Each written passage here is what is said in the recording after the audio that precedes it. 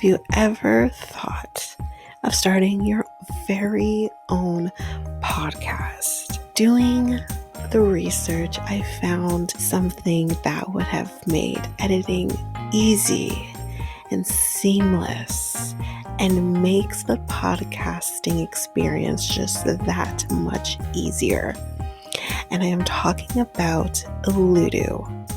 This is a podcast software that I use for our editing of our episodes. It is amazing. It is easy. You're also able to get help from doing chats and getting the information that maybe you just need a little more help with. They also have access to different articles that can also help you that have been just godsends for me.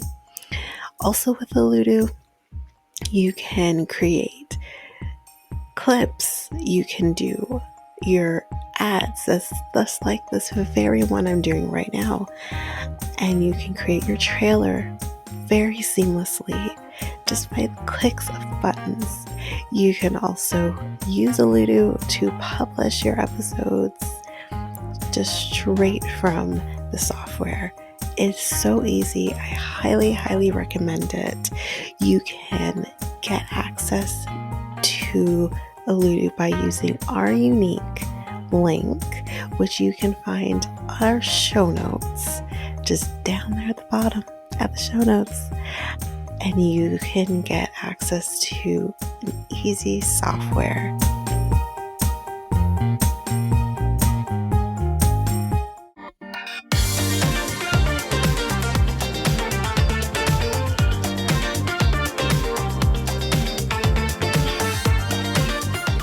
Welcome to Reality Tea Times 2, the podcast where we discuss all the trash reality TV we love to hate. I'm Tanika, and today we are talking B90. But before we do, I have a couple things that we need to go through, announcements, a couple of hot goss, and memes. So first, announcements. I did announce this on the Bachelorette episode, but it has now been officially announced for Last Resort, Molly and Kelly, and Kalani and Osbelu. And I know that the trailer, if that's what they want to call it, is out now. It's okay.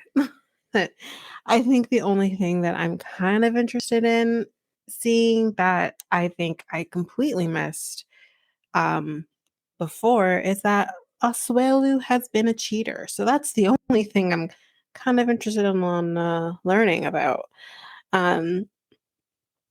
But yeah, so there's that. And the ultimatum. The new season of the OG Ultimatum is coming back.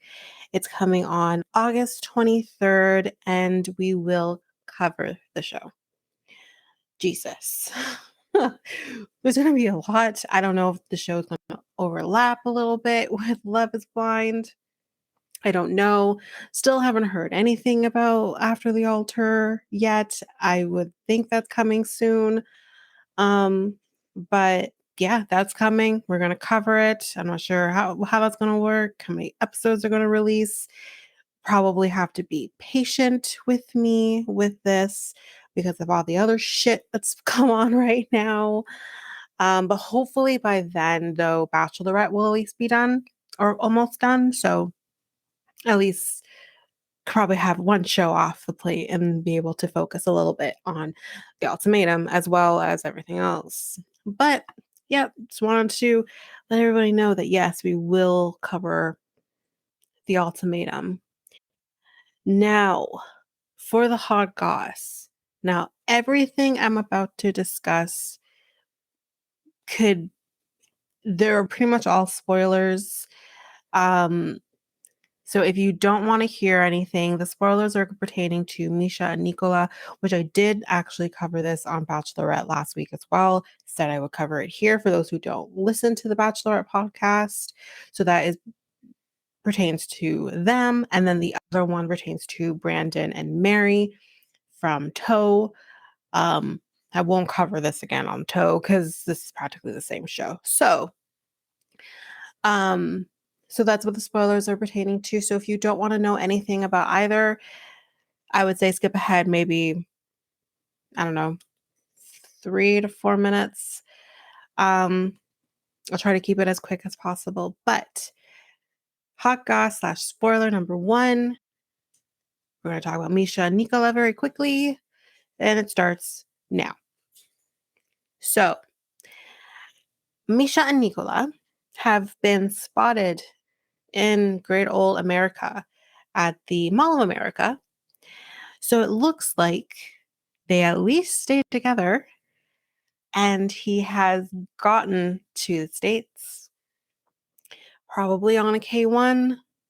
I don't know, but we'll probably see them again in the future. And I know I said on The Bachelorette I would post the picture. I will still do that. I just wanted to make sure that I covered it here first, and I will bury it in the comment section on Facebook, so that you can see the picture if you haven't seen it. And again, if you don't have Facebook and you only have Instagram, I can't easily cover that in Instagram the same way I can in Facebook. So, so if you really want to see this picture, I would just Google, and I'm sure you can find it. Probably somewhere on a Reddit post as well. You could probably find the picture if you really want to see it.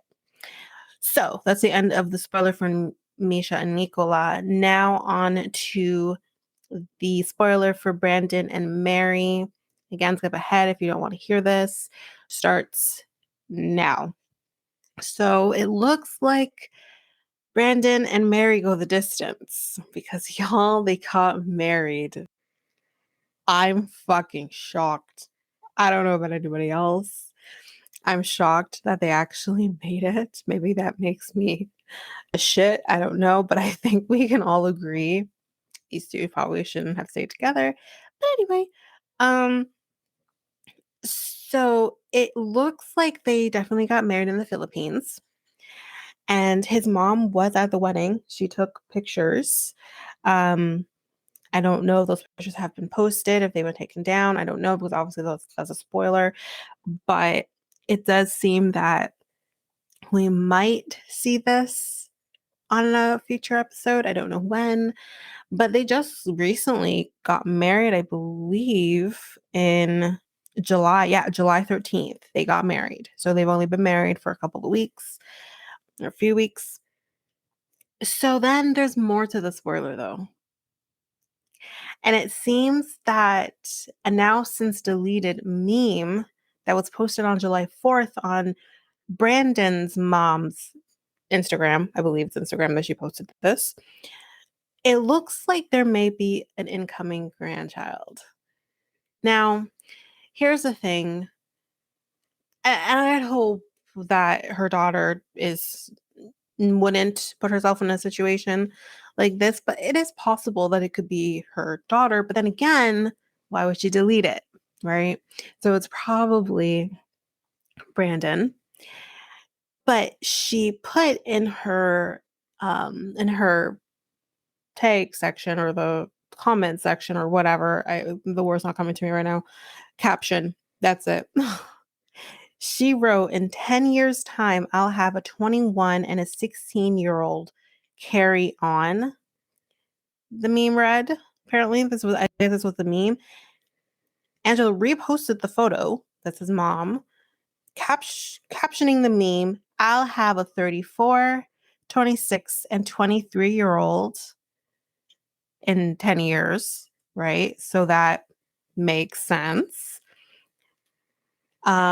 And a 10-year-old grandbaby. Hot damn. And it seems like she's confirming that, you know. So I think we might be finding out in the future whether or not she actually is pregnant. Obviously, we don't even technically supposed to know she's married, or that they're married. But yeah, it does seem like that might be a thing. So that's it for the spoilers. That's it for the hot goss. And now we're going to get into the memes, the 90-day memes, B90 edition. So, meme number one. The interpreter is like, how does this job keep on getting worse? I'll get to that in a second when we recap them. There's not going to be a whole lot that I'm going to recap on with them, for obvious reasons for those who watch the show. But I did feel for this interpreter. I can't even imagine being in this situation. Anyway, meme number two. Typically, I wait for the girl to make the first move. Guy who has been harassing women on a plane less than a week ago. Meme number three. My man Gino manned up. He put on his brass balls cap. Next meme, because I've lost count now. Already I've lost count. Jasmine asked Gino not to tell her how much he spent on her promise ring so it wouldn't take away from the magic. But she later saw a street vendor selling it for $18. Wouldn't even put it past him. Next. Violet and Riley are about to tap dance on my last nerve with their foolishness. I agree. These two acting like children. We'll get to it. Next. I'm going to say it again. Christian is trying to get Cleo to break up with him so he doesn't look like a transphobe. Onto something, honestly. When I post this meme, by the way, guys, this person spelled Chloe, not Cleo. So I don't know. They watch the show religiously. But anyway, Christian and Amanda would be a great match. They can both waste each other's time. This is probably my favorite meme of the week because it's so true. Next meme. I'm so glad he found love in Vietnam after all. I love love. I love love. Seriously. Next meme. Jasmine needs to admit she loves money. Christian needs to admit he's uncomfortable with a trans woman. Nicola needs to admit he just wants a submissive virgin. And Tyre needs to admit to himself Carmela is a lost cause. I think we just wrapped up the season, honestly. Next, and I think this is also educational, a typical wake in the Philippines usually lasts about 3 to 7 days, or long enough for relatives from out of town to travel in and pay their respects to the deceased. Next, Jasmine told Gino she was worried her visa wasn't approved yet because the U.S. Immigration Office had interviewed Gino's family and they had said bad things about her. They don't interview the family. I don't know what she's talking about. Next, there's a lot of memes this week, guys. Per their therapist's recommendation, Jasmine got a journal to let out her anger in a healthy way. In the car ride to the bike rental, she showed Gino her first sentence. I hate Gino. He is stupid. Gino responded by saying he was surprised she put it so politely. It's true, though. And that is it for the memes. There are definitely more. Again, I said there was a lot of memes this week that I thought were funny, that were good, that were educational under the circumstances with David and Sheila's storyline this week. So everything, as usual, will be posted to Facebook and Instagram. So the reason we're here, B90, Season 6, Episode 9, The Big Chill. So first we're going to talk about Gino and Jasmine. So they are at the mall. They're going to be buying a birthday gift for her sister. Her sister's turning 20. Jasmine is going to be buying her a necklace with the L-shaped pendant on it. Then Jasmine asks the clerk whether or not she can see some rings. So this is where we find out that she wants to get an engagement ring, and you're there sitting on the couch, probably watching the show thinking, but you guys are engaged. You have a ring. He gave you a ring. What is happening right now? Apparently, we end up finding out here that Jasmine, quote unquote, lost her ring. So this is why she wants a new one. So the producer asks Jasmine whether or not she liked her original ring. So although meaningful, she says, it would not be a ring she would have bought for herself or for anyone. So she doesn't actually like the ring.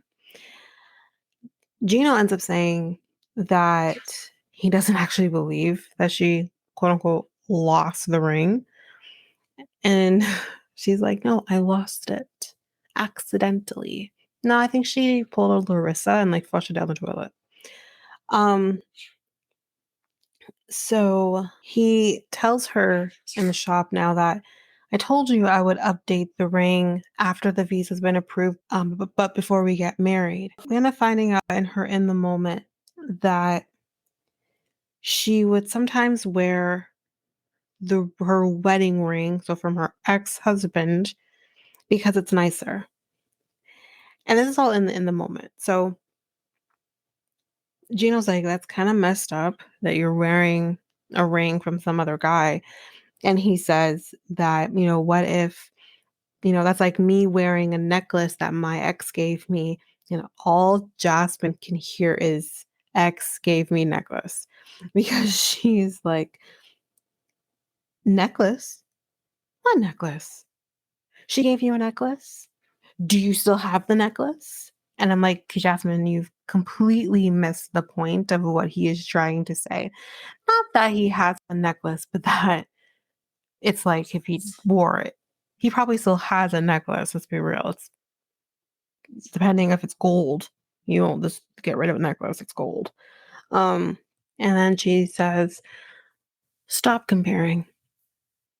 Wow. So then she finds a run that she seems to like, and he tells her, you don't need it. And again says like he would buy her one later. So then Jasmine keeps talking about how long it's been. She says that, 12 months has been long enough. He tells her, gives her some statistics about, after the 13-month mark, about 80% of applications are usually processed. I don't think he used that word. He might have, maybe I just don't remember. But processed would be the right term. And she says that 13 months is too long and that he should get a lawyer. Now, before we get into the lawyer part, because I have thoughts about her saying that as well. Usually, if, again, I don't know, I don't have a lot of experience dealing with USCIS. I think that's the right acronym. We have here in Canada CIC. So when I went through this process, you could usually go into your application. You had like a login information. You go into your application and you would see, here's what, I don't even want to say like an update, but more of like, this is where your application's at. You wouldn't necessarily know how someone started looking at your application. I think you would get an update because, again, I'm going based on memory here, which is like 10 years ago now. You would find out like, okay, maybe someone is now starting to look at your application. But then that process could take like a month to 2 months, and then you'd get more information like maybe more needs to be done. Now here's when you can get your interview and all that kind of nonsense. So just because on the website it says 13 months, this is how much gets done by then, like 80% of the applications are done, blah, blah, blah. That is not a proper timeline, I think. That's just giving you like hope and an idea of here's where you might be at 13 months. But 13 months is actually not very long, especially when you're dealing with the fact that you have COVID was going on, delayed things all around, I think for all countries in terms of immigration. Some countries even halted immigration altogether. For example, Jamaica did that during COVID. Immigration, consulates and stuff, they were closed. You couldn't get in there. At least with Canada. I can't say much about US, but I can't imagine that Canada would have been open and yet the States would have been the complete standstill. So I think that 13 months is not a fair assessment.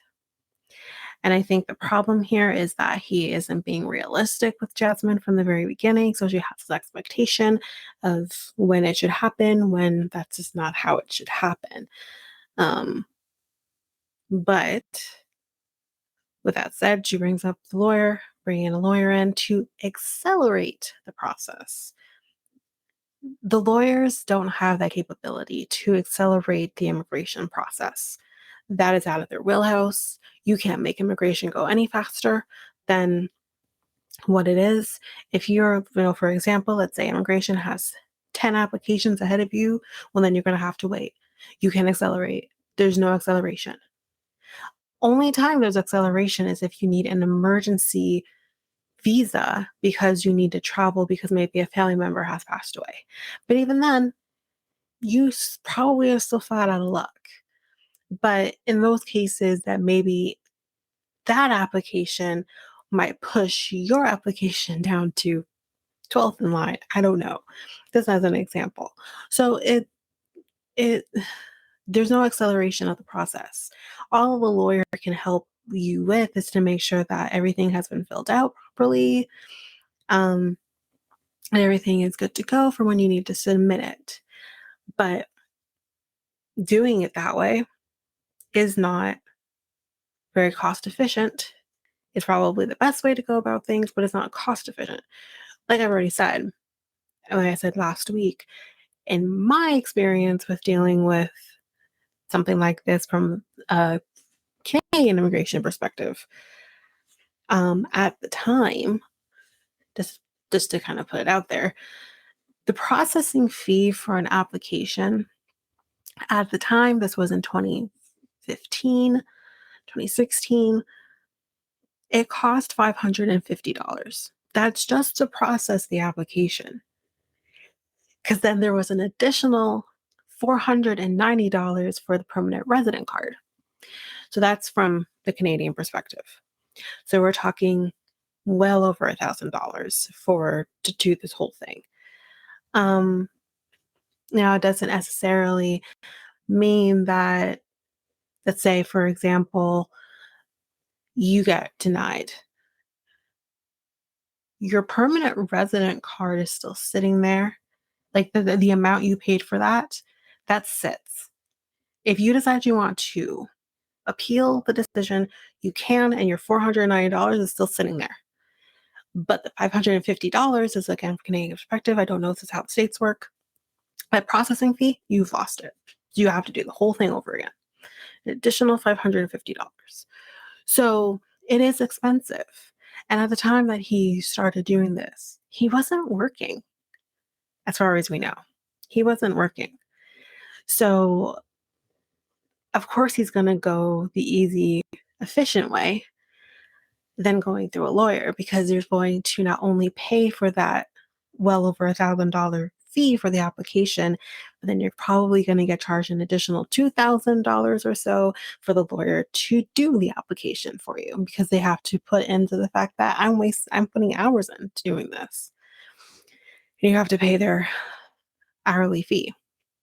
So I don't mm, I don't have an issue with him doing it by himself, although I can see it from both sides, because I did it by myself. I didn't get help to do my application at all. I did it all on my own with his help from time to time. But that's how it was done. Now, what we find out with Gino is he's done this before. We didn't know this. I don't think we didn't know this. His ex-wife is Brazilian, from Brazil, and he sponsored her up. Now that brings me to this part. And again, coming from the Canadian perspective, but I imagine that the US immigration process is really no different in terms of what requirements are needed. I know for a fact that the sponsoring somebody new into your country is not easy, because they kind of see like, why do you keep sponsoring somebody into the country? Why is it always this way? You've already done this. This person's here. They're still here. So it's not, and that's something you have to tell immigration. You have to tell immigration that you've sponsored someone before. That's literally a question they ask.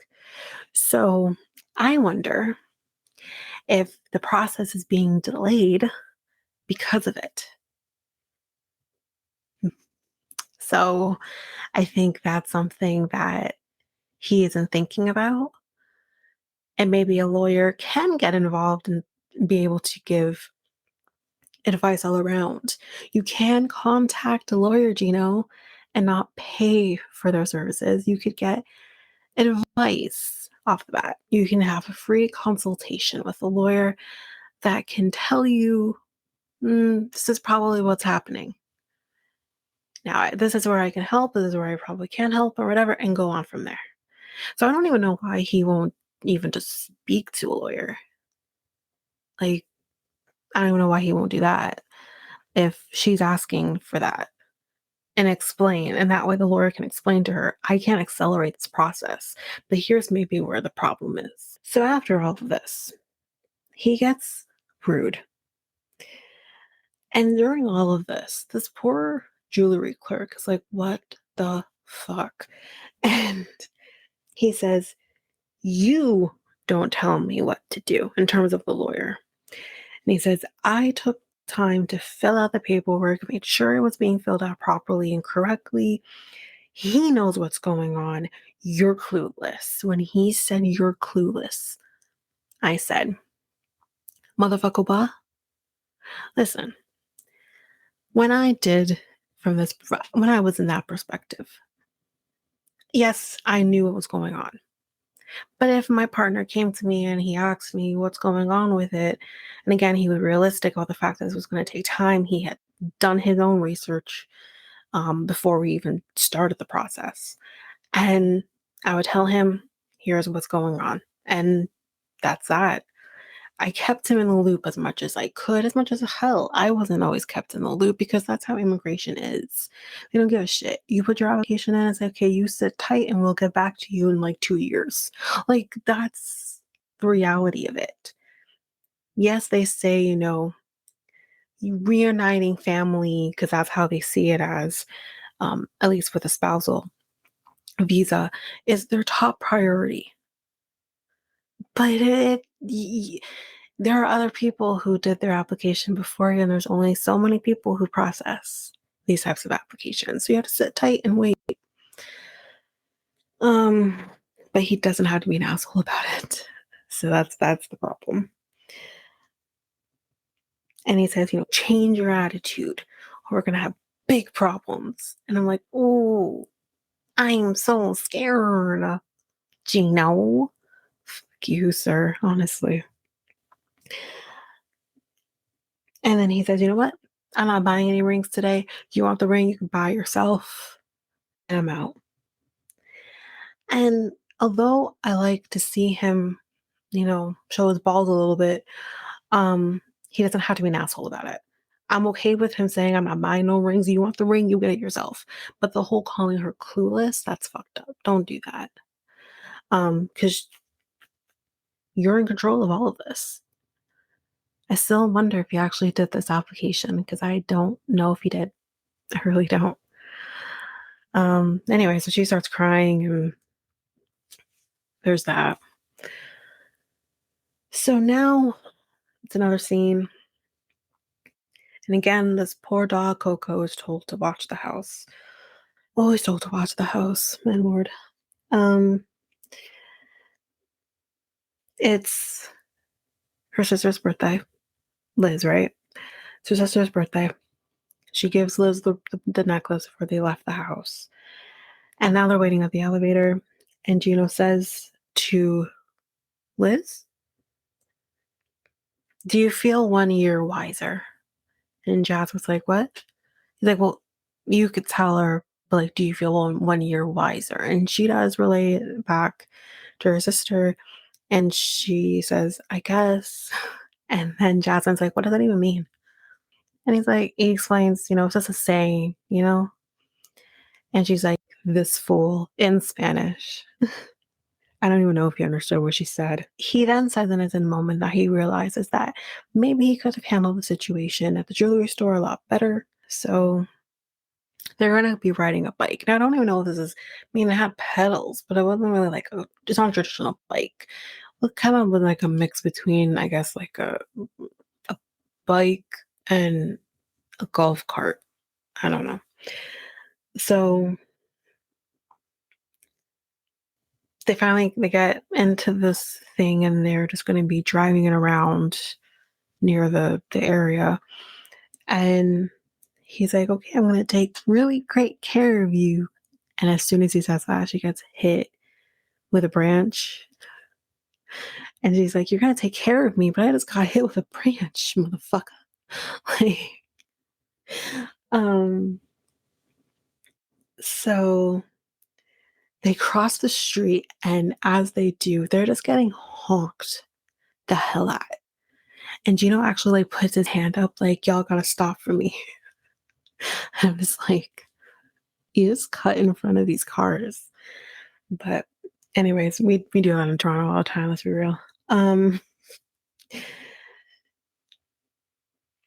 they get to the other side of the road safely, and Jasmine says, Gino, if you get really tired, just let me know. I don't want you to have a heart attack. And he's like, what do you mean? You think like I don't have any strength? And she says that he is never like physically ready where sex is concerned. Like she thinks that maybe his energy levels are just a little low. And she then says to him, like, I've never orgasmed with you before. And he's like, what do you mean? Yes, you have. And she's like, no, I haven't. And he's like, no, yes, you have. She's like, I faked it. He's like, no, you didn't. Whatever he knows, we don't know. But he's like, no, you didn't. And she's like, okay, I'm joking. I'm joking. I didn't fake it. I don't know. I don't know. I have no words. I don't know what to. Maybe she did fake it. Anyway. So they go back to drop off the bike, cross the road again, and nearly get hit by a car. We see her honking again and whatever. So next scene, they're gonna go have some ice cream, and he has a surprise for Jasmine. So he basically, when they weren't watching, went to a street vendor and found this ring, and he gives it to Jasmine, and he says that this is a promise ring. You guys are engaged. Why the fuck are you getting her a promise ring? I don't fucking understand. Anyway, Jasmine says that it's nice, and he says that he will not argue with her as much, make effort, and he will, what do you say? Give you more meat. You better give her some tonight then. She says that she likes the ring. She kind of says like it's romantic because it has two hearts, one for her, one for him. So she seems to like the ring. And as mentioned in the meme section before, she didn't want to know how much it was because she didn't want to mess up the magic, as she says. So when he went to go to this vendor to get the ring, she actually thought he was going to go pee. So he says that he will be buying her an engagement ring later on when she's in the States. So he also orders some ice cream. His Spanish is absolutely horrendous. He is trying though, so I'll give him that. And yeah, he gets the ice cream. All is good. And in the moment, she says that she realizes that she cannot put all of the blame on Gino, that some of it belongs on her as well. And I think this is progress. This is great, guys. They're still going to get in a fucking argument where she screams at him. So I'm waiting for that. But that's it for Gino and Jasmine for this episode. Next, Statler and Dempsey. So Statler did not sleep well, she tells us. She's cold, and cold is her version of hell. You know what? Yeah. And I live in Canada. Okay. I hate the cold. Anyways, Dempsey doesn't like that Statler feels uncomfortable. She says, like, I can understand if she's trying to get like into the groove of things, that she's trying to adapt to being in a different environment. She's like, that makes sense to me, but uncomfortable makes me think like, are you uncomfortable with my home? Are you uncomfortable with me? Like, what does that mean? And she doesn't particularly like the word uncomfortable, which I get. I understand that. So then Dempsey starts saging the home. As she mentioned before, she likes to sage.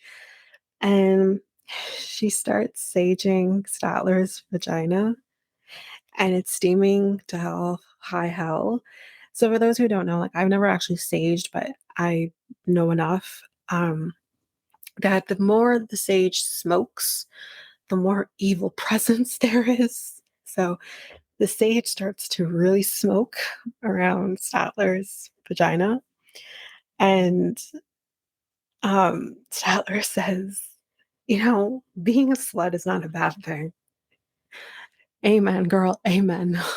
Like, I we've all gone through our slut stages.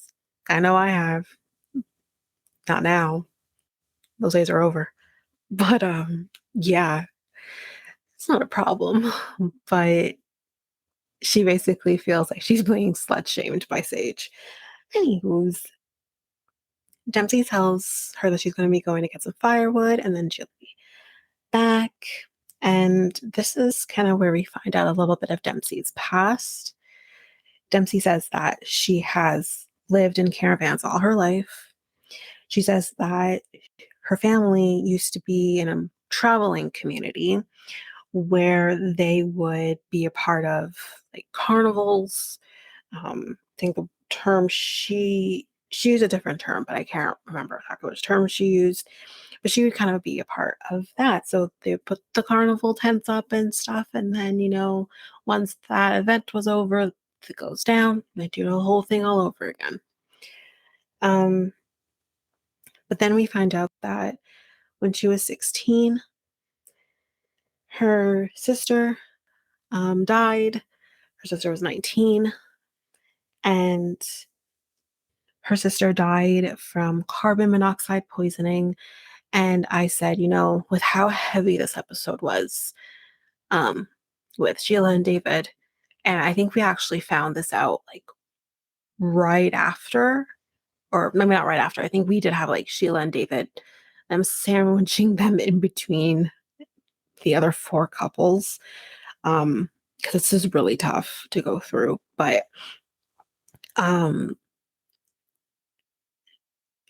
we find this out kind of in the same hour or so, and you're just like, okay, I'm already rocked from Sheila. We'll get to that in a minute. For those who haven't actually seen the show, we'll get there soon. But you're just like, holy shit, 19 years old, barely lived their life, and she dies due to carbon monoxide poisoning. And I can't even imagine how she felt. You can tell she gets very emotional when relaying this story. It's really, really horrible. So Dempsey says that, after her sister passed away, it was really hard. She said also, like, there's three of them in total, three sisters. They're all really close and best friends. And she said after the passing of her older sister, it's really hard. And she said that when she was 18, so about 2 years after, she ended up leaving, doing her own thing. Kind of living a more transient lifestyle, because she kind of actually was living a transient lifestyle even before that. So she ended up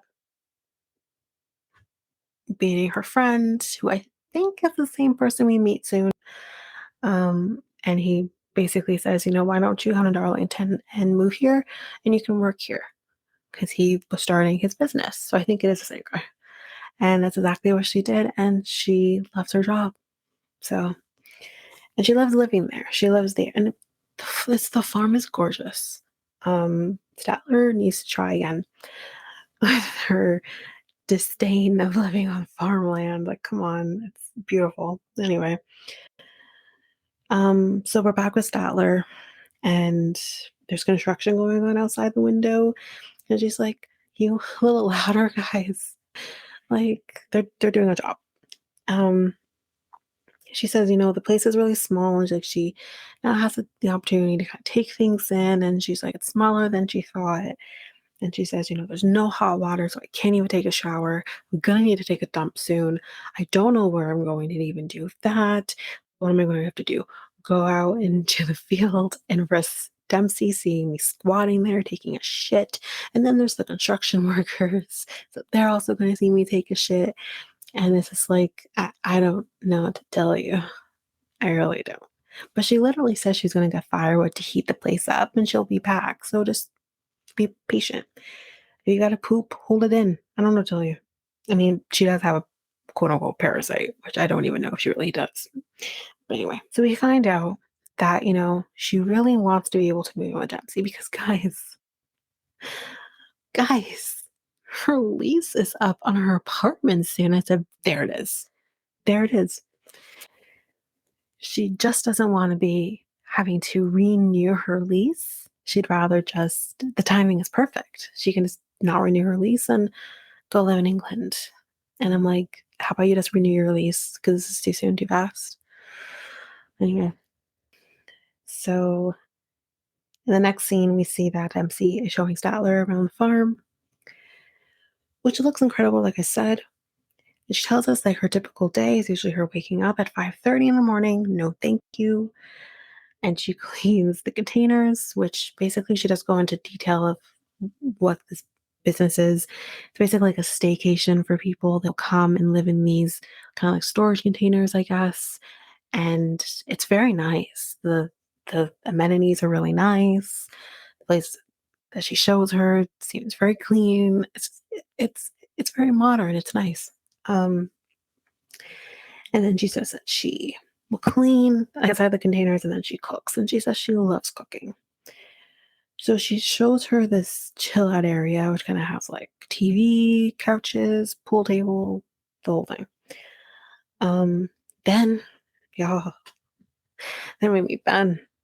And I said, Ben, you are gorgeous. He's so cute. And he's the owner of the company. And this is her friend. He does ask like how they met. And Statler says, dating app. I like English girls. His face when she said that was like, okay, so are you like, are English girls your fetish? Like, what's going on here? So then they kind of say, the emotional, mental stuff was all there, but I always had to get the physical, there too. And he says, I can tell by how Dempsey's acting right now. She's very fidgety and she's happy that y'all figured out the physical. And Dempsey's like, Ben. It's like, I can tell. So they go into the details about the sex and stuff. So not in detail, but she explains like what happened. And then he kind of says that he thinks that they're different. Like chalk and cheese. And the producer's like, what? Well, chalk is chalk and then cheese is cheese. I think what you're trying to say was like maybe oil and water. Because that's a typical saying. I don't know. Maybe chalk and cheese is typical in England. I don't know. So then he asks Dempsey how Thailand was. And she says, it was really good. After her dad left, she kind of, again, was living this very transit lifestyle, going to hostels, having fun, whatever. And then he says, with communication being kind of probably poor, Statler, how did you handle that? Like, what do you think about her going to Thailand? And Statler says, it was tough on communication, but she was living her best life. But in the moment, Statler says that she felt rejected about her being in Thailand. She didn't understand why the communication went so poorly. And she does want to have a talk with Statler about this, about how she felt. She says that she wants to have everything from their past to be resolved. So then she brings up the lack of communication in Thailand to her. This is the next thing. They're back at their caravan. And she actually says to Dempsey, I thought that maybe you were cheating. And Dempsey says, I didn't have Wi-Fi. And she's like, I did not cheat on you. And she's like, it never crossed my mind to cheat on you or to find someone else. And Statler says that, it's just tough because, I've with past relationships not always ending well. And Dempsey says, well, have you cheated? So you're asking the right questions here. And Statler says, yes, I did cheat once. Hypocrite. Hypocrite. You're not worried that you think Dempsey was going to do something that maybe you didn't like. Well, I think that's part of it, but you are coming from a place of, well, I've done it. So if I've done it, someone else has done it. Like, that's not a way to go about things. And Dempsey says, yeah, well, I've never cheated on anybody because she has been cheated on herself. And she says, I can't imagine doing that to somebody else. So Statler at this point kind of realizes that, I can't be putting all my past onto her because it could just really ruin everything. And she's putting past relationships onto Dempsey at this point. She says, we do make each other happy. They both kind of said, like, you make me happy. And Statler says, well, you make me happy. So you're clearly happy. So why do you have to make it shitty because you're in your head? Statler says that she really does struggle when it comes to feeling rejected by people. She says, like, with her adoption, she felt really rejected because clearly she feels that her real parents didn't want her. With relationships, she felt rejected because she has been cheated on before. So, she's just really in her head. And she says, maybe I need more help than I thought I did. That is the first step. And she says, Dempsey does really give me what I need. So she just kind of wants to lean into that. But she still needs to convince Dempsey to let her move in. Fuck, man. And we find out that the next day, tomorrow, she is supposed to be meeting her father. Now, this was interesting because I thought he didn't know about Statler, and I thought Dempsey was unsure about her meeting him. So how is he meeting her? As a girl she flirts with sometimes online? Like, that's, I want to, I don't know. I feel kind of like what's happening here. But, it is what it is. And she says, if she does not get dad's approval, like, this could really mess up their relationship. But that's it for Statler and Dempsey for this week. Okay, so we're now going to talk about David and Sheila. Now, guys, for those who didn't watch the show, for those who don't want to relive this, who did watch the show, because it's really, really hard, trigger warning for death, parent death. This is really, really, really hard. I'm going to try my best to get through this as quickly as possible, but still respecting Sheila, respecting her mom. But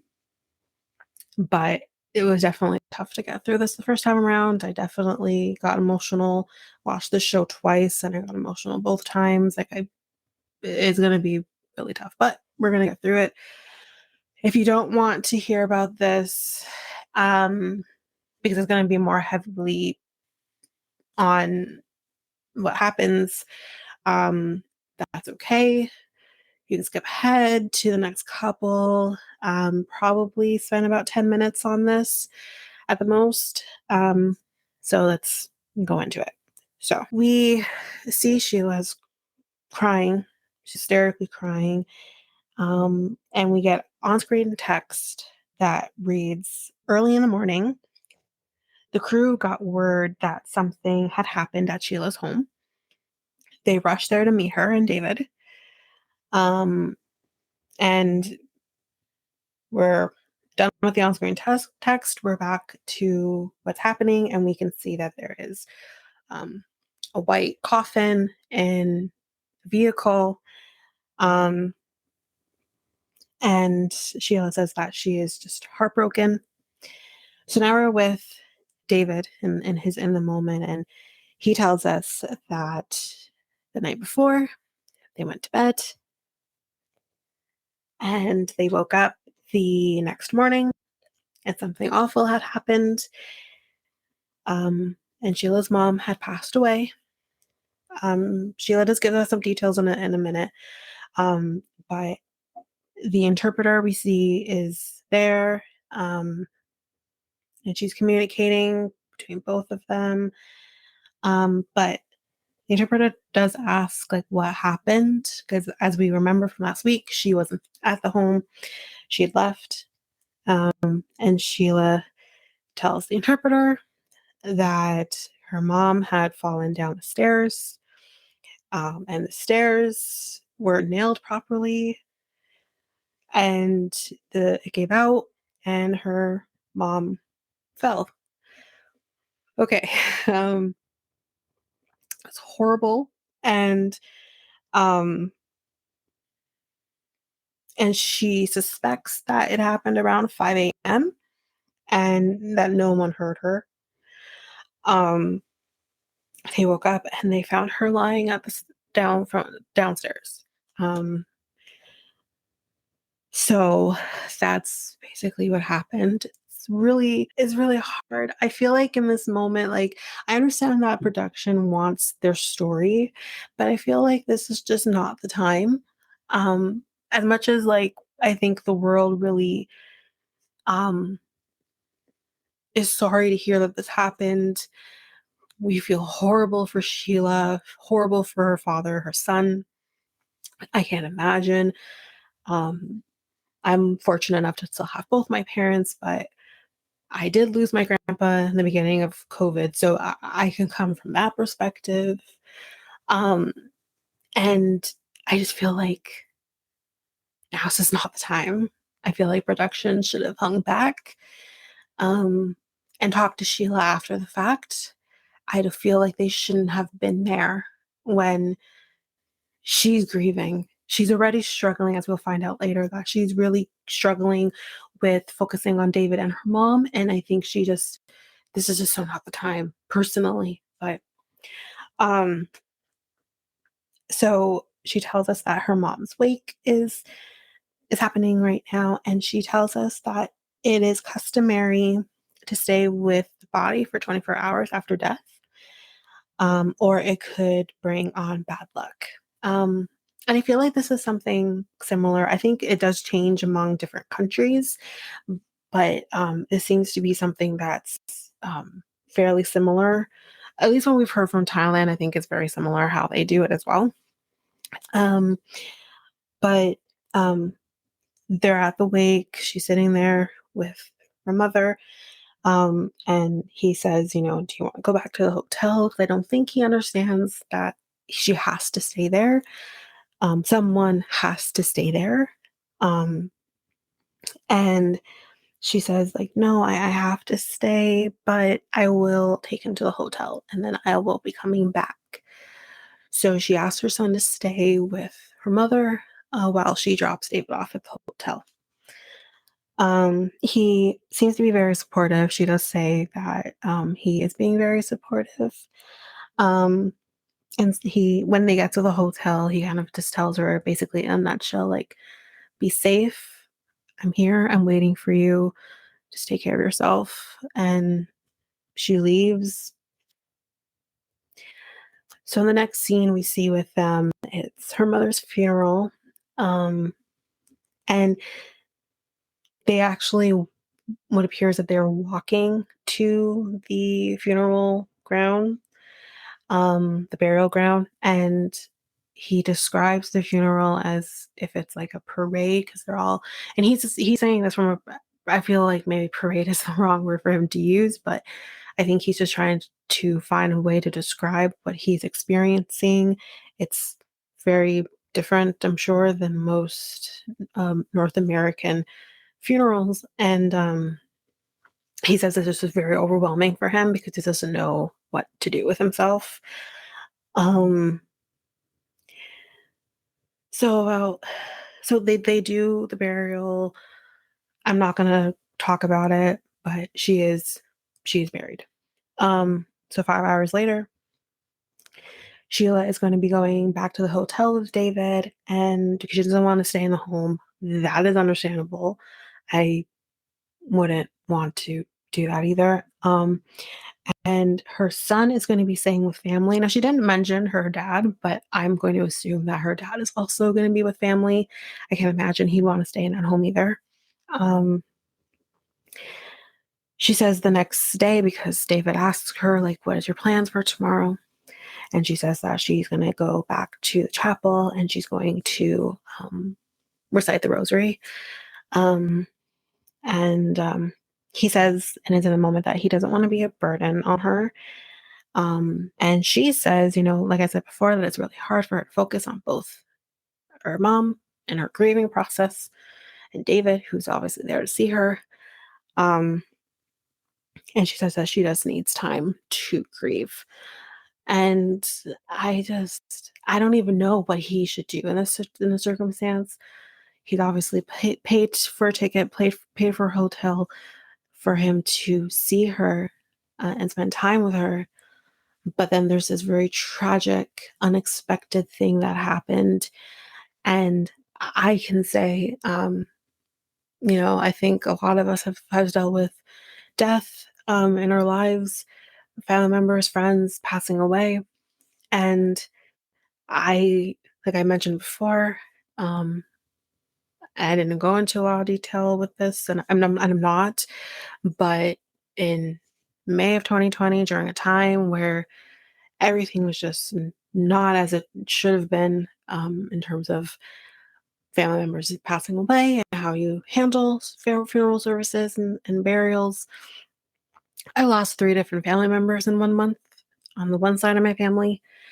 And I can tell you that the grieving process is needed, and obviously, and I feel like sometimes, like, you do want someone there with you to grieve with, to be there and to support you, but at the same time, like, you just also want to be alone. So like, I don't know what you do in this circumstance. I feel for her. I mean, getting through this, what happened to her mom, was very tough to get through. Um, and I I I don't even know what what to say. But um, I my as a viewer, deepest condolences go to her family. I can't imagine going through what she's going through right now. I can't even picture that. Um, and rest in peace to her mother. And I guess we'll see how the storyline pans out, but it just, yeah. Anyway, that's it for David and Sheila. We're going to be taking a little break here. And when we come back, we're going to be talking about Riley and Violet. So we're right back to the garbage. We're going to talk about Riley and Violet when we come back.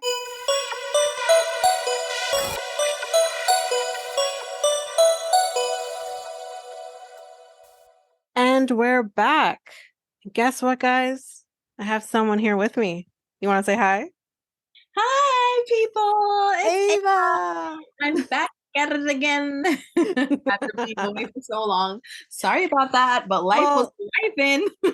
they know that something was going on. Obviously, didn't go into details, but it says, you got shit going on.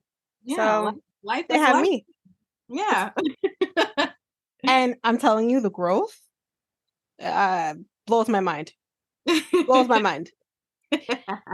But we finished off with the sad people in the last, with Sheila and David. So we're going to pass on right by that because almost I almost started crying on the thing. So anyway, Yeah, that was really sad. yeah. So Riley and I'm actually glad Violet. I missed that one because that was heavy. It That's was one of very the heavy. moments of, B90. Yeah. When I watched it the second time, which was last night, I was bawling. Oh no. Man, it's so sad. Yeah, very heavy. Um, but yeah, Riley and Violet. Let's go into this shit show. Yeah. Um, so we open with Riley, and Riley says, it was supposed to be a nice evening, but then, the argument happened, and I said, Riley, she also wanted it to be a nice evening. You brought Tiffany in to ask Right. the questions that you're supposed to be asking, but you're too chicken shit to ask the question. But anyways, Right. he says that he's upset, that he got so mad in public, Yeah. but he has no regrets. He has no regrets about anything else.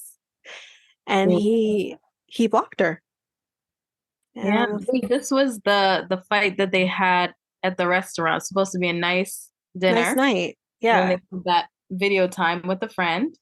Is that Hmm. his sister? Pardon?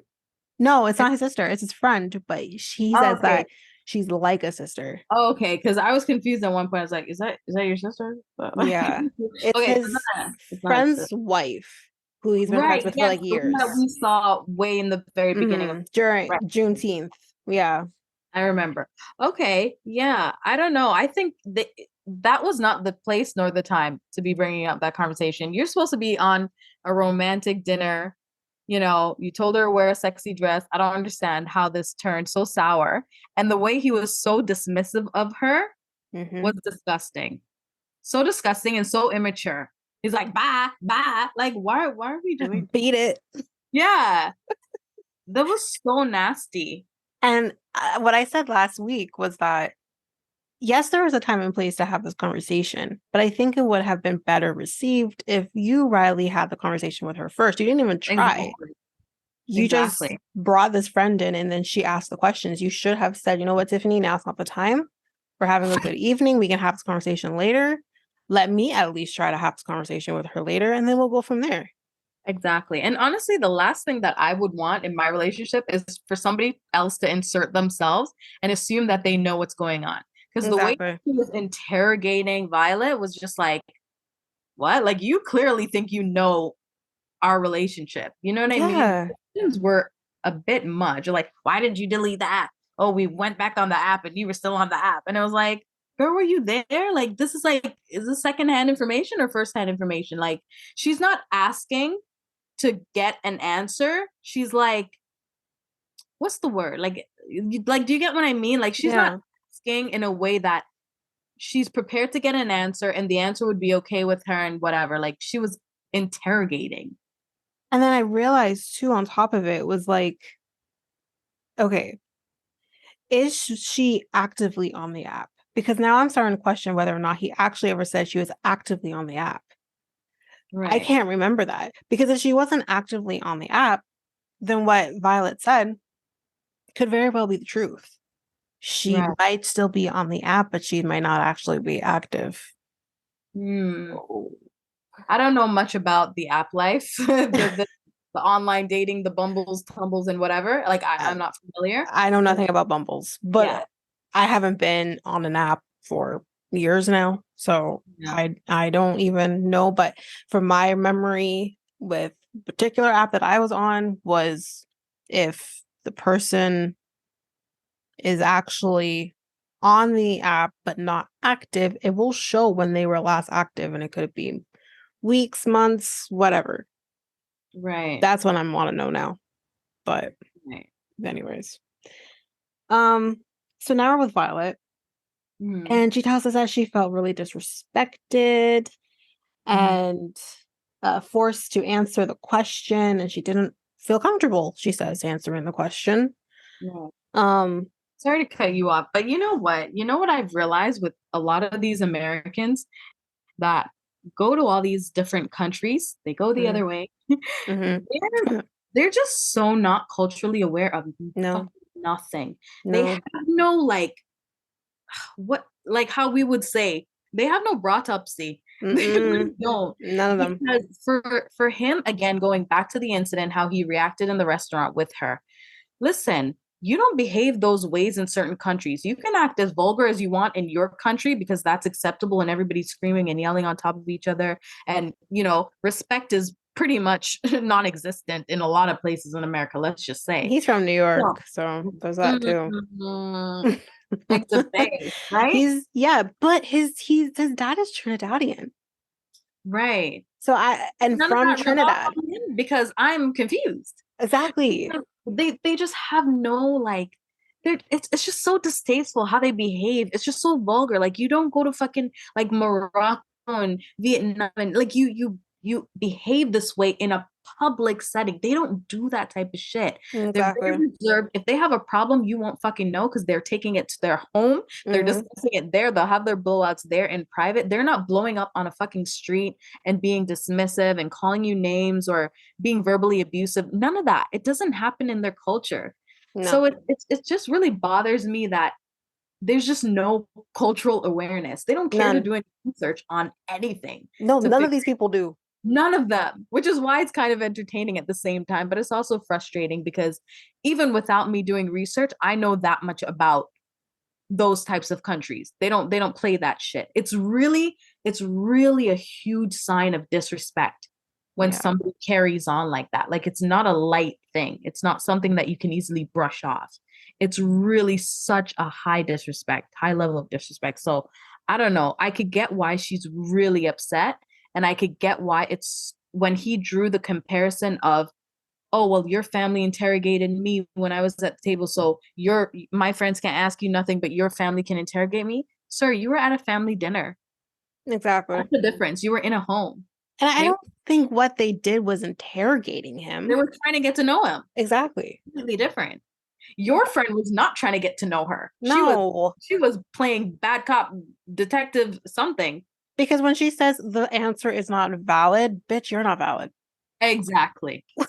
Exactly. Like, is this your relationship or is it his? Like, why are you going so hard like this? Like, you know what I mean? I don't know. But I also don't agree with Violet where she says that, well, if I'm in your country, then they can interrogate me, but you're in my country, so they can That didn't make no sense. Yeah, I didn't get that. Don't make no sense. I think that was a language barrier. So we're just I'm hoping that was, but I don't know, man. Yeah, she's like, when I'm in your country, then you can interrogate me. It's like, not quite how it works. Yeah, we're here to try to see if, and here he is holding a ring. I don't know if it's a promise ring. This seems to be a fucking theme this season. With 90 Day Love the promise ring. Like, before we get into it, what do you think about Gino giving Jasmine a promise ring this week? I'm confused because I thought they were engaged. That's what I said. So I don't know what a promise ring means after you've already given an engagement ring. The first thing I said, both me and my mom were like, but wait, you're engaged. You gave her a ring. I'm so confused. Yeah. And her whole thing about, oh, I lost the ring. I've said, no, you probably flushed it down Larissa style. No, she actually admitted in that conversation that she said she took matters into her own hands. So that's she did? Yes. Oh, I missed that. So she clearly admitted to doing something with that ring. Yeah. Oh, she had to take matters into her own hand or something like that. And was like, what? I would be so bad. I wouldn't buy her not a new ring. Bitch, please. Listen, I was so proud of him. I was clapping. I was like, balls up. Although I didn't like that he said you're clueless. I didn't like that. But everything else I was okay with. Like, don't say she's clueless. She's about what's happening with the immigration stuff. Yeah.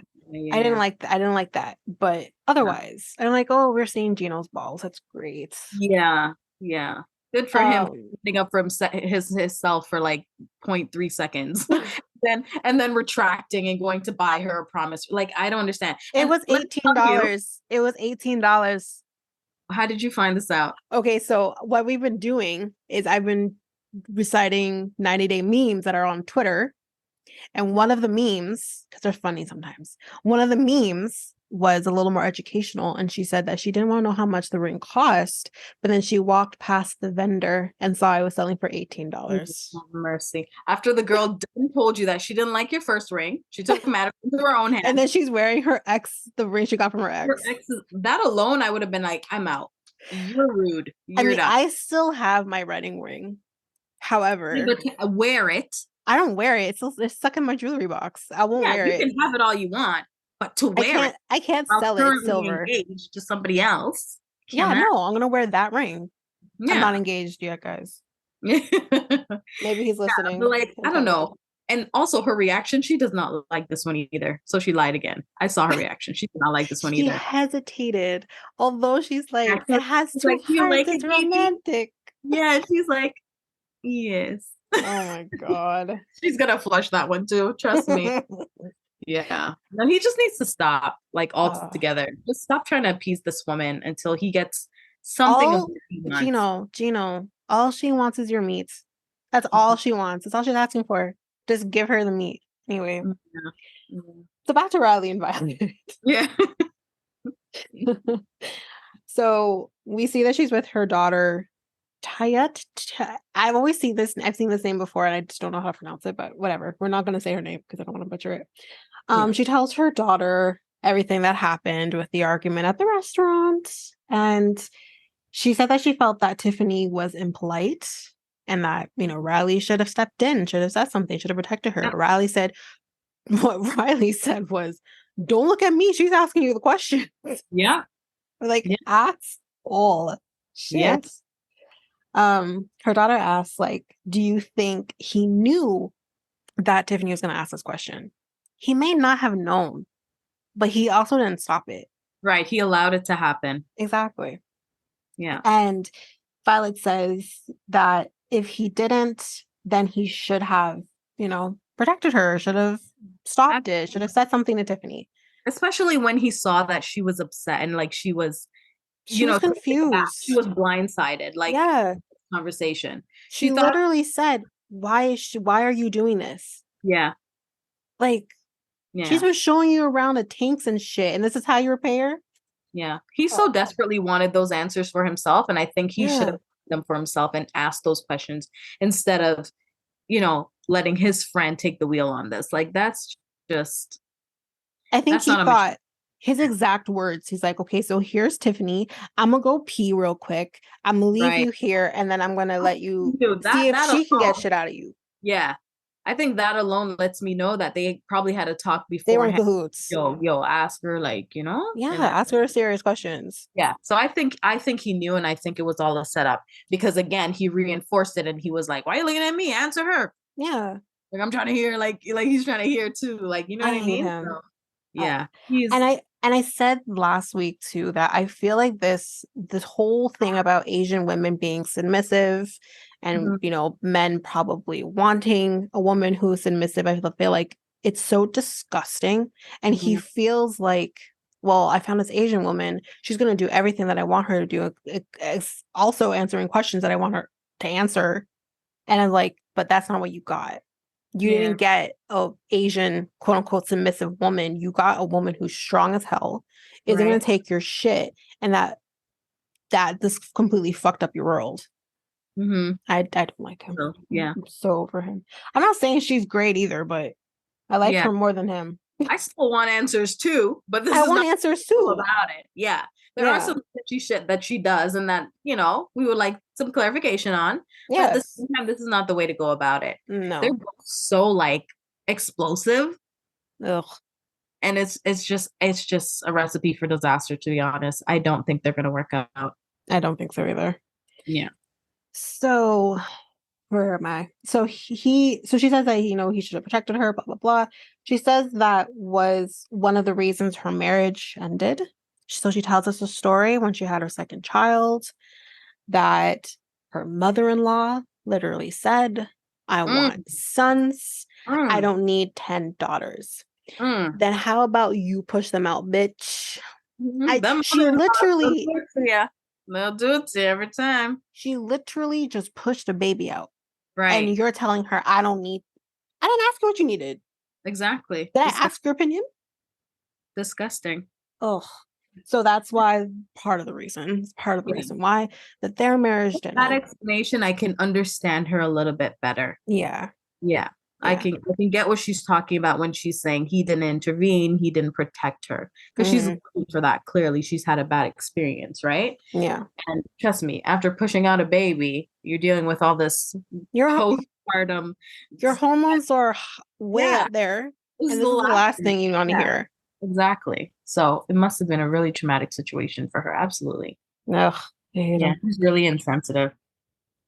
So she says, I won't forget what my ex did, and I'm not going to forget what Riley did. Right. So apparently she said that she texted him and then she blocked him. So both of them people blocked each other. Oh my God. And then the next day he's gonna act like, oh, I didn't read it. Sorry, you read it. Yeah, You he read says, "Oh, I it. didn't I didn't read the text message. I guess I could read it. But I guess like I should, huh?" Yeah, I guess I should. Bro, you read it already. You read it a million times and you were fuming. I took a screenshot of the little bit we could see, and basically she said to him, "You're supposed to protect me. Over here you trample and insult me. You don't deserve to be a man." I like that. You marry me not to marry her? Huh? Her? Who's her? It's a language barrier, language barrier. Okay, he has no right to question me like an interrogation cop. If you come to Vietnam to meet my family is allowed to ask you questions, I guess. I come to your country, you ask me. And then it kind of cuts off at that point. So I wonder, based on this, like, did she actually text production? And then they forward it, say, here, this is for you. And they forwarded it on to him. I wonder, because the wording seemed a little off. But anyway, I think it's probably like one of those talk to text app, like you like maybe. using. Yeah, I You know think what? She said that in the moment. So I wonder if she said, let me just hit record right. and It do could talk to be. text. Yeah, Yeah. I don't think she forwarded anything. I think she recorded it, translated. It is what it is. She didn't proofread because she's heated, and boop, send. Oh my God. Yeah. So, um, I mean, their reaction to, the messaging situation is again immature. They're so yeah. hard-headed. They're so toxic together. Yeah. He wants her to approach him first and vice versa. And it's like where are the Yeah. adults? That was my next thing was that they where are the adults? It's true. Like, I'm confused. I don't You know. I'll talk to you if you reach out to me. I'm not reaching out to her. If like Yeah. both of He's you need to you're just so she's stubborn. 42, he's 48. This is fucking She's ridiculous. already been in a marriage, a failed marriage. She's already He's been had in two failed girls. relationships. One He's ended in been the closet and the other one was ghosted. exactly. So let's say these are seasoned people, okay? This is Yeah. not their first relationship. Let's do a little bit better. Like, I don't Uh, know. Yeah. so this is great. So Riley, he in the next scene, he tells us that he ended up hiring a tour guide. He said, I'm in Vietnam. I want to take in the sights. That's right. And the person that he is going to be with is riding like a motorcycle. So he's in the back of this motorcycle. I'm going to get there real quick because I got a joke. Okay. So, he's taking around the city. So we see that they kind of pass Ho Chi Minh Opera House, the Food District, Phu Mai Bridge, It other looked place. beautiful. I'm not gonna lie. It's gorgeous. Like I literally said, I'm like, I want to go so bad. Yeah. One of my dream Um, trips is actually Thailand, but hey, yeah, Thailand's let's throw expensive, but Vietnam in there. Like, exactly. yeah, Thailand, Philippines, yeah, let's go. So the joke is, I saw it in my Facebook group, and I just about died. So do you remember the Lizzie McGuire movie? Did you ever see the Lizzie McGuire movie? It's been a long, long time ago. No, I used to watch a show. I don't remember the movie. So there was a movie that she did like early aughts, and she goes to Rome, and she meets this guy. I think he was a singer or something like that. She meets this guy, and he literally takes her on the back of a motorcycle and just like takes her around Rome. They literally did a side by side video of fucking Lizzie McGuire on the back of a Oh my motorcycle God. and Riley on the back of a motorcycle. This is Oh my awesome. God. This is Oh, wow. great. Wow. Send me that. I'll see if I can find it. On the group. I saw it yesterday, so I'll see if I can find it. But it was great. Things people on the internet can come up with, honestly, I know. it's I would crazy. I never, would never draw that I would comparison. never think of that. Never. Like, you know how long ago I saw Liz McGuire? Like 20 years ago. I'm not gonna remember Right. that. Right. Whoever found out that was great. So he says that he wishes he could have experienced this with Violet, but y'all are fighting. So he feels like, you know, maybe his reaction was a little too much. Now he feels bad. I'm like, okay, so now I see you backpedaling. Okay. Right. So hold on. I gotta read my handwriting. And then yeah, he brings up the ex-girlfriends, trapped in the closet, ghosting one. Yeah, we've heard the story. So then the tour guide takes him to, I guess, like a bar of some sort, and Riley says, "You do anything later?" What the fuck? And he says, "No." He's like, "Well, come have a cigar with me." Come on, don't you think production kind of prompts this Yes. as well? Yes. He has nobody to talk to. We got to move the story along. Like, yeah. We had to make this interesting. We can't see him like talking to himself about it anymore. It's yeah, boring. you blocked Violet. Like, who else is there? Exactly. Nobody else in the country. Exactly. Yeah. So yeah, so the tour guy says, "Yeah, sure, I'll come and have a cigar with you," even though he doesn't Better actually tip that. smoke a You cigar. better tip the hell out of that tour guide because he's Oh, doing the most. I feel like he's a bad tipper. Oh. I agree. So he tells the tour guide everything about what happened with Violet, and this tour guide, y'all is about to read him for fucking filth, and I'm here for it. So he actually says that she's crazy. If there's any men listening to this fucking podcast, don't call a woman crazy. Because if you call us crazy, we'll show you crazy. Right. Violet was not being crazy. You and your friend were being crazy. Right. Anyways, so the tour guide tells Riley that family here in Vietnam actually means family. It doesn't mean she's like a sister. And this is what Violet said too. And he said, like, maybe that's why she just wasn't taking this very well. And as I said, Riley says, I really regret my reaction. How can you regret that? How much loneliness changes shit. Right. And I'm sure it's only been a couple of hours. I feel like it literally it's been a day. Right. So the tour guide tells him, you need to apologize. If you want to, you need to apologize. That's right. And then when Riley says to the guy, I blocked her, and he said, "You blocked her? You don't have no right to block her. She should block you." I said, "Sir, if only you knew. She is blocked." Exactly. And he says, "You listen, you need to unblock her. You need to apologize. And, let me find out this is her cousin, low-key, or somebody." Yo, this is a serious setup.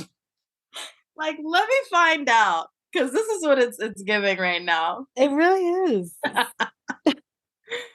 Holy.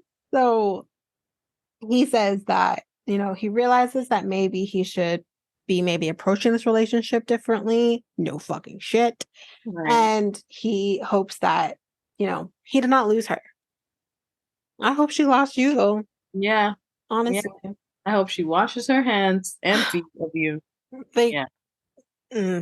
Anyways, moving on. Okay, so next we're going to talk about Christian and Cleo. Yes. All right. There's not a whole lot here, but we'll get through it. So Cleo tells us that, him being in England has been good and bad. He's been there for 2 days. So they deciding to go to, I guess, like a farmer's market that she really likes. And they're at like this one of her favorite venues or whatever, vendors or whatever it is, where it has like crystals and that kind of shit, if you're into that shit. He ends up buying her a bracelet. I can't remember what the person said that the bracelet is for, but whatever. So she did tell him about like what she goes through as an autistic person. She's said this, he said this, but he said, I guess just being a person, he's kind of now starting to realize her limitations, what this means. And again, we've talked about this in length in previous episodes. Everyone presents differently with autism. I've mentioned that I have a family member who's autistic. I didn't say who. Right. So I see similarities, like I said, between that family member and Cleo, but everyone handles it differently, and he's now starting to see that. He says that, he probably needs to do some more research. And I said, you should have done it beforehand. Yeah. A little too late for the research. Right. So they're at a fish and chips place, and y'all, he orders ribs. My mom's blasphemy. Literal comment was, who goes to a fish and chips place and orders ribs? Orders ribs, right. Like, right. Get the fish. Disrespect to the UK flag. Britain is literally known for fish and chips. Exactly. Wait, is that their actual national dish though? Like, is it? I guess. What's ours? Maple syrup? What is it? Canada? Poutine. Probably poutine. Yeah. I saw on Next Level Chef when they were cooking like national dish from places, and it's one girl chose Canada and it was poutine, and I was like, our national dish is fucking poutine of all things. I thought it was something poutine. Maple syrupy or like bacon and eggs or bacon and eggs. I don't know. I was like, no better. No, but I mean like with like maple bacon, like maple bacon sucks. Well, I don't eat pork, so I don't know. But I'm just like, I thought it was something mapley. But poutine. Now bacon with maple syrup on it, like it just happens to just touch the bacon. Now that's some shit. Yeah. Anyways, just saying. And since we're talking about Canadian dishes, Jamaica is ackee and saltfish. Okay, so this much I know. Okay, we don't have to educate everybody else, right? So she tells him that, she thinks like a typical first date should be them focusing on each other, not him trying to talk to other women. Exactly. Which he seems to have a problem with doing. So he says, I didn't really care about talking to those girls, but you did. And you went out of your way, actually. Yeah. And can we talk about the girls on the plane? What is wrong with you, sir? Shit, sit down and watch your Bob movies and shut up. Right. Anyway, so he feels like he may have put a dampen like on the time they have, and she's like, no, you didn't, blah blah blah. And they seem to get passes a little bit, saying they're in trial and error, which is fair. And I mean, it's one of the most mature things we've seen so far. So far. I mean, he's problematic in other ways. So in the next scene, he says, this is the part where we put on the baby making playlist. And I said, read the fucking room, sir. Right. You're in front of a trans woman who can't make a baby. Just genetically speaking, she can't do that. Right. So, and she's like, I don't think that would work for me. Right. I mean, at least she's, she's leaning into it. Yeah. He makes me uncomfortable. I'm sorry. Like, everyone's uncomfortable. It's fine. Yeah. Like, I have nothing to do with their situation, but like, if this was my first introduction and experience into trying to understand, like, this guy is not it. Like, he's not helping me on my way. Like, I think he is struggling with his sexuality. Mm-hmm. I don't know if he's bi, if he's pan, or what that is, but I think he needs to figure that out. Right. I personally think he needs to figure that out, because I think his parents didn't help that either. Yeah. So, but anyway, so he tells her that he has something for her. And he goes upstairs, he comes back down, and guys, guess what? He came with his VR headset. Right. And I guess she's playing like a Walking Dead type thing. Right. I said, no, thank you. No, I couldn't do VR. My brother has a VR set, and I've seen him with the whole thing, and you just kind of see him like waving in the air and shit. And it's like, I had one a long time ago. It actually gave me a headache. Like, it can do that. I don't know if it's because I wear glasses, but like, it made me. He does too. Yeah, I could only play for literally maybe like 2 minutes and then I'm out. He But will play for hours. oh wow. Mhm. Okay. Well, yeah, I couldn't even last that long, but it No. definitely takes a toll on you. But listen, he's just not a romancer.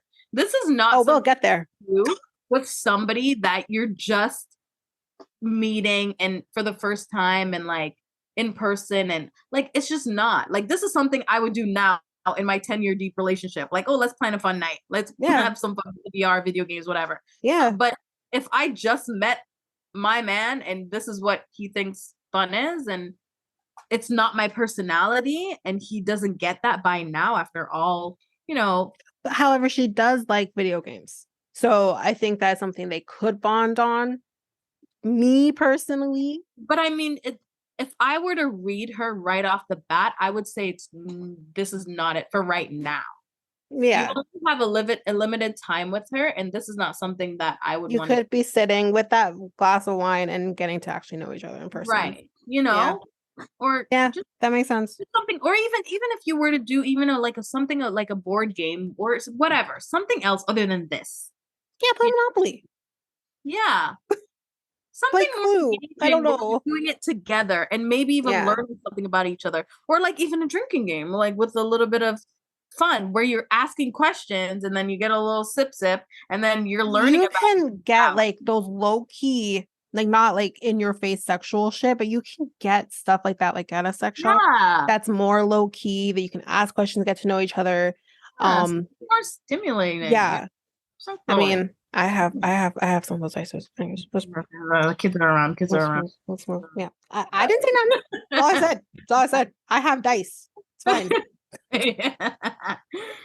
Yeah. So anyway, he says that he does feel a little awkward right now. That's obvious. And he does wonder if they will be compatible physically because, as he has said, she's trans. We know he said it a lot. She does say to him, now they're like in bed or whatever. So she says to him, like, I think that we are both really attracted to each other. And this is where he tells her that normally he wants the woman to make the first move. You're lying, sir. And shizzle, he's a liar. And listen, he's a Gemini. I'm also a Gemini. Is he? Yes, they've said it. I didn't catch that. Yeah, in the very beginning. Remember, all right, so tell us from a Gemini perspective. Well, remember when she sat down with the producers and she right. Oh, you're a Libra. Right. You're this, yes. So we established at that point that he's a Gemini. He's an extrovert, okay? Yes. I'm also a Gemini. I can attest to it. I have an extroverted personality, but I'm low-key an introvert because I prefer to be alone by myself, in my own cocoon, if you will. Okay. But when I'm out, I'm out. And I'm of the life of the party. I'm really talkative. I have that energy. I'm fun. I'm bubbly. But when I go home, everybody F off. Like, I don't know you. Don't talk to me. Right? So, like, I don't buy it for a second. It's making sense now. Yeah. We are charming and we know how to flirt. If there's one thing a Gemini knows how to do is, flirt, get you aroused, get you hot and bothered and whatever. If we really wanted to, we lay it on. So for him to say that he wants the girl to take the first step, that's why I don't buy it, because I know us Geminis, again, we're flirt, we're outgoing, we're talkative, we're whatever. I also understand his hot and cold personality because we get like that too. Yeah. Like 1 minute we're so madly infatuated with you, like this is great, this is awesome, we're vibing, and then the next minute we take a huge step back. I don't know why it fucking happens, but it happens. So again, from an astrological point of view, I get why he's like that, but it's not something that we can explain, like to say, this is what caused it and why he's like that. But I still don't believe that he's not the type to make the first move. Look how he approached those ladies, just struck up a conversation with them out of nowhere. That lends me to believe. And look how he was with his friends. He was in the middle twerking and shaking that thing and he's the life of the party. He's not some kind of shy guy that's sitting there waiting for a girl to know. No, I think he's a bullshitting, but I think the reason he's bullshitting is because he's scared. Yeah. This is unknown to him and he doesn't know what to do. Again, but I think he needs to voice that to her. Yeah, he's way in over his head. And I think if he were to be a little bit more transparent with her and express his, I don't know, his struggles with this, let's just call it struggles or whatever, because we don't know. Mm-hmm. I think it would be better, because him not doing that, it's allowing her to create these things in her mind. Yeah. That's making her even more insecure. Exactly. Because she's expressed that she's insecure about certain because things. She has dealt with people not accepting her as a trans woman before, so her mind immediately is going to go, is he not accepting me? So you just need to put that right out there and say, this is where I'm at. Exactly. And be patient with me or whatever. Like, the fact that you're not addressing it is what makes you kind of garbage right now. Exactly. But Cleo says that, she doesn't make the first move. Okay. And he says, I just need to feel wanted. The women that you talked to on the plane, sir, didn't want you, but yet you went there and did that. Right. So come on. So she says in the moment that, like she doesn't buy it. She does not buy this at all, that he's very forward usually. So the fact that he's now saying, I don't want to make the first move, it just doesn't make sense with her at all. I think he has an internal battle that he's fighting and he has to sort through it. And I don't think his friends no one's helping. No one's helping. Didn't help with that. I think they just muddied the waters for him even more. His friends are garbage. Yeah. Except for that one friend who took him to the airport. His friends are garbage. Yeah. So I don't know. I don't know. He has a lot to work through, I think. And I don't think he should be in this particular relationship at this time until he sorts through those things. Because right now he's just gonna mess this girl up. I agree. She's already going through a lot, right? Like, again, her insecurities and even where she's at in her transition. Like, she even talked about her body and her appearance and how she, I think she said she wanted boobs and all these things, right? Yeah. Yeah. So, when you don't feel desired by a man, on top of that, it's like, it can really take a toll on you too, right? So, exactly. I don't know. I think it's a him problem. And I think he needs to work through that. All right. Well, that's it on Christian and Cleo this week. Next time on, guys, Gino and Jasmine and whips. I feel sick. I feel nauseous. Listen, this season has been so heavy with the sex. This is why Toe is great, guys. And listen, Ava hasn't started UK yet. Tell her she needs to start UK because I just started before we hopped on this, and I saw something about a chicken. I love you, chicken. Yeah, so I saw that bit, and that's where I left off before I hopped on this. So good, so good. Hi, hi everyone. Good job. Hi. So then Meisha confronts Nicola about the day before with the friend Wasim. And that, communication has been difficult, she says. Amanda meets the friend from the first episode, the girl, in this real short ass bikini. Like, there's nothing covering much. I'm just saying. And she does ask Amanda, do you love him? And she says yes. And she's like, though, when I look in your eyes and his eyes, this looks like you want to kill him. And I said, you know what? Yeah, I think so. Statler says Statler meets Dempsey's dad, as we've discussed, and Dempsey actually says in front of her father that Statler has a thing for English girls. Not a good idea to say that to okay. What do you think of this girl, this Statler? Yeah. I do like her. I think that she's hypersexual, which is fine to be hypersexual, but I don't know.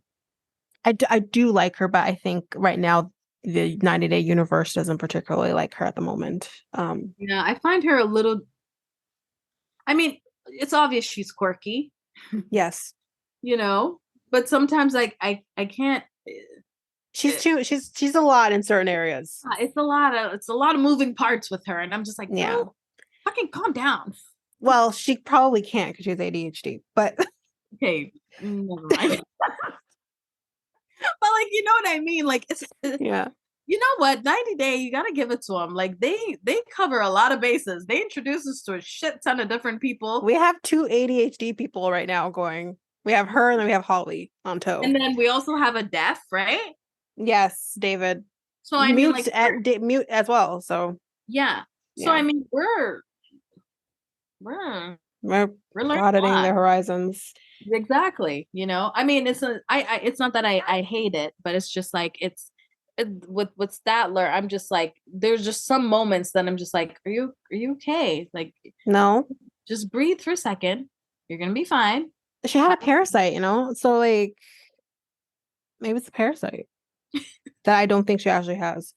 So then we see Cleo is crying and she says, you know, he's lying about their intimacy. What? Oh boy. What could that be? And then y'all be to see Tyree. He's gonna meet the real Carmela, who really gives a shit. Anyway, he needs to get all the way off this damn show. So tired of the storyline. So annoying.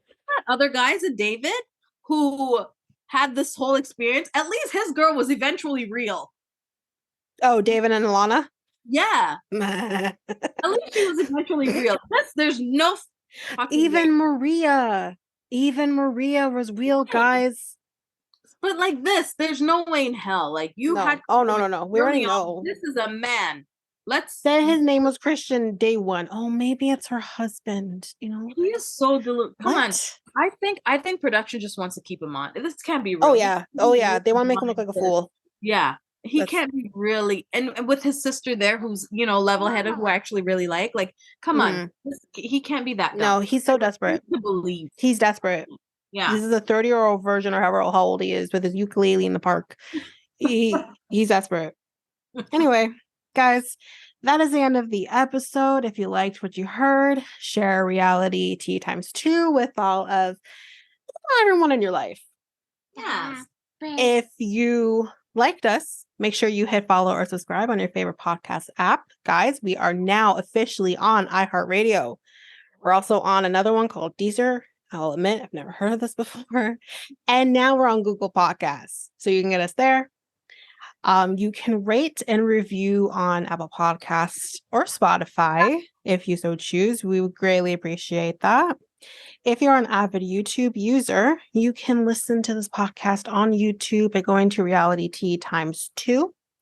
If you want to connect with us, you can connect with us on Facebook and Instagram at Reality T ×2. And guess what else, guys? We are now on Threads.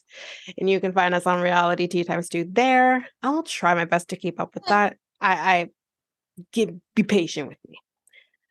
If you also want to connect with us, you can email us at realityt2@hotmail.com.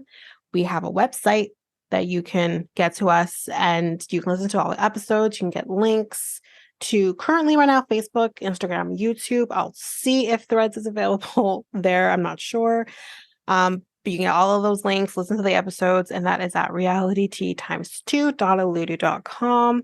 All of that information will be in our show notes. Well, I think that's it. Ava, is that it? That's it. All right. Okay, thank you guys. Bye.